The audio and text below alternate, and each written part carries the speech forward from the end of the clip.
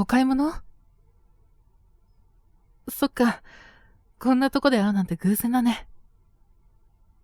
うん。僕も買い物。そっちは、夕飯の、ああ、なるほど。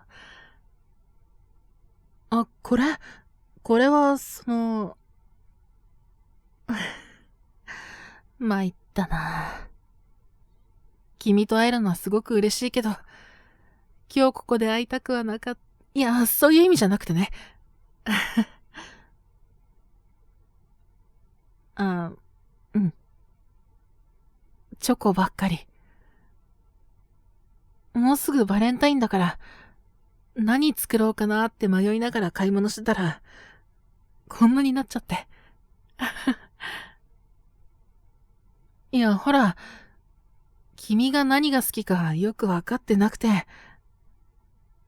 いや、甘いもの好きなのは知ってるんだけど、そういえばチョコレートの好みまでは、って思ってさ。そうしたらね、じゃあ、考えられるものは一通り作ってしまえばいいんじゃないかって行き着いて、で、それをボックスにして渡したらいいのかなとか。そうだね。聞けばよかったのかもしれないけど、ほら、なんていうか、サプライズしたくて。もうできなくなっちゃったけど。あ、できなくなったんだったら聞けばいいのか。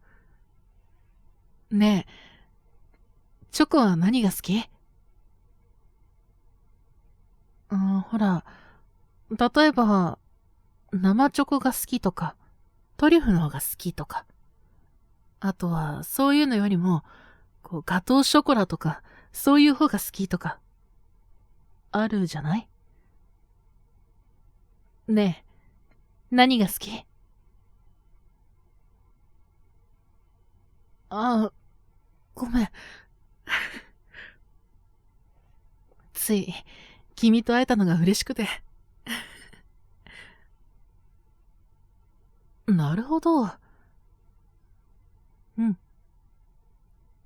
わかった。じゃあ、これとこれとこれは、戻してきても良さそうだね。うん。君に会えたおかげで、とびっきり美味しいの作ろうって気になったから。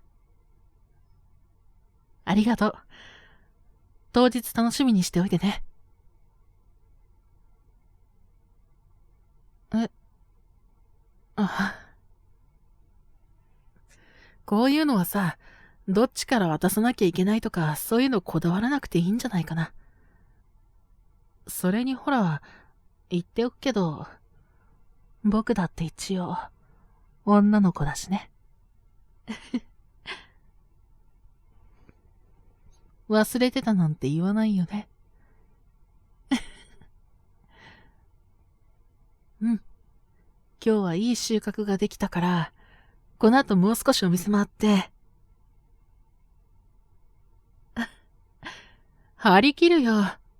だって、初めてのバレンタインだからね。え？付き合ってからは、初めてでしょ？楽しみに待っててね。それじゃあ、気をつけて帰ってね。うん。また、後で連絡するね。やあ、姫。今日の動画も楽しんでくれたかな？君にとって素敵な時間になっていたらいいな。また、俺に会いに来てね。いつでも君を待ってるよ。俺の可愛いお姫様。次会えるまで浮気しないで待っててね。